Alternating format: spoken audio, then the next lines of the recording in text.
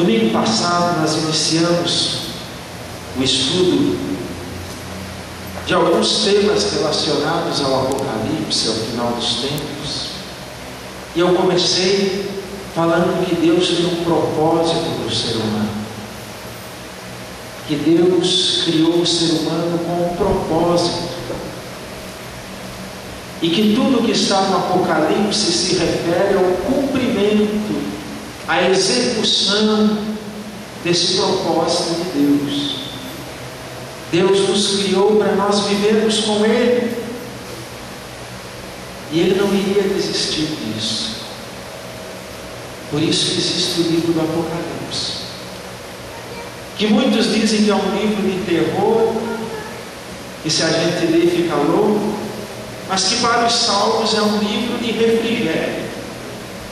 É o livro que mostra do que Deus nos livrou. É o livro que mostra as consolações para a existência humana. E nós aprendemos, falando desse propósito de Deus, que é só dentro do propósito de Deus que o ser humano se encontra, que o ser humano encontra sentido para a sua vida. É só dentro do propósito de Deus que a nossa alma é preenchida. E é só olhando para o propósito de Deus que nós encontramos um verdadeiro sentido para a nossa vida.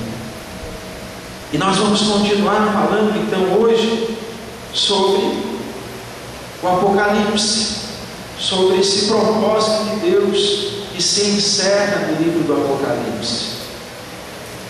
Domingo passado, então, nós falamos sobre o propósito de Deus, o sentido da vida, e nós começamos aprendendo que para nós entendermos as coisas relacionadas ao fim, nós precisamos distinguir algumas coisas. Entre elas, que há uma diferença entre arrebatamento e segunda vinda. Segunda vinda se refere a um acontecimento destinado exclusivamente ao povo judeu, muito depois do arrebatamento da igreja, que é um acontecimento ligado apenas à igreja. A segunda coisa que nós precisamos distinguir é que Deus, nesse propósito que Ele tem para o ser humano, nesse propósito que Ele tem que se encerrará no Apocalipse, Ele trabalha por duas vias, vamos dizer. Na história da salvação, Ele usa um relacionamento muito específico, muito especial com Israel e com a igreja. Então, na visão de Daniel que nós lemos no capítulo 9, nós entendemos que Deus iniciou um projeto de salvação, iniciou um plano de salvação através da nação de Israel. E esse plano de Deus, ele acabou tendo um pause, ele acabou tendo uma pausa com o nascimento de Jesus Cristo, quando Deus inicia um trabalho, um plano de salvação através da igreja, um plano destinado aos gentios. Então, lendo a profecia de Daniel, fala-se sobre 70 semanas.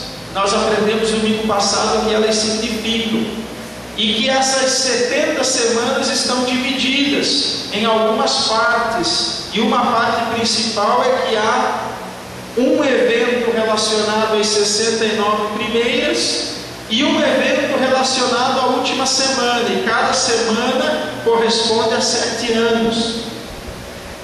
O nascimento de Jesus, ele vai iniciar um plano de Deus com a igreja que encerra aquele plano de Deus com Israel. Aquele plano de Deus com Israel fica em câmara congelada. Aí Deus inicia um projeto de salvação com a igreja. A igreja nasce com os apóstolos e a igreja está no mundo hoje. Só que quando do arrebatamento da igreja, esse propósito, esse plano de Deus se encerra com os gentios, com a igreja. Gentil é quem não é judeu. E hoje nós vamos falar o que acontece então após o arrebatamento da igreja, quando se encerra quando se fecha essa janela na história que Deus trabalha com os gentios, e Ele retoma o propósito, o plano histórico dele com Israel.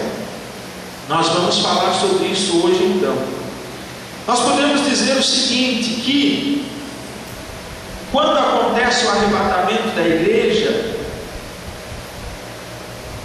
Deus vai retomar o seu projeto com Israel e vai concluir todas as profecias do Antigo Testamento. Se você pega o Antigo Testamento, existem profecias que nunca se cumpriram com relação a Israel. E como é que fica aquela verdade que nós temos aprendido de que Deus não mente e não muda? Como é que a nossa fé vai permanecer se nós olhamos para o Antigo Testamento? Israel hoje em dia não tem um relacionamento com Deus, só que lá existem inúmeras profecias que nunca se cumpriram.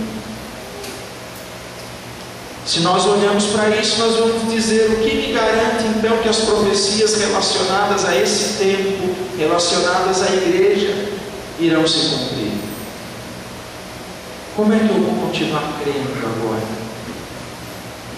Então essas profecias do Antigo Testamento, todas elas irão se cumprir literalmente a partir desse momento em que a igreja é arrebatada e Deus retoma o seu plano com Israel.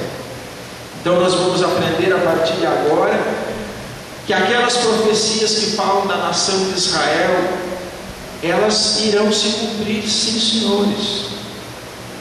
Mas o que acontece? Inicia-se o tempo do fim para Israel. Eu queria que você hoje abrisse a sua Bíblia várias vezes comigo.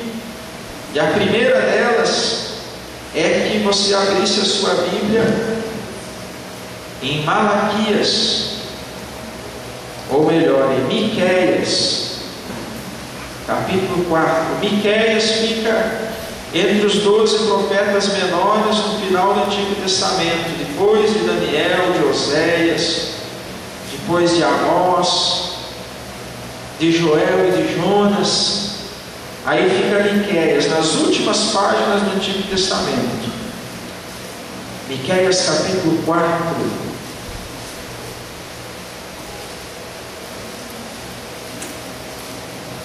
Então, acontece o arrebatamento da igreja, como nós aprendemos no domingo passado.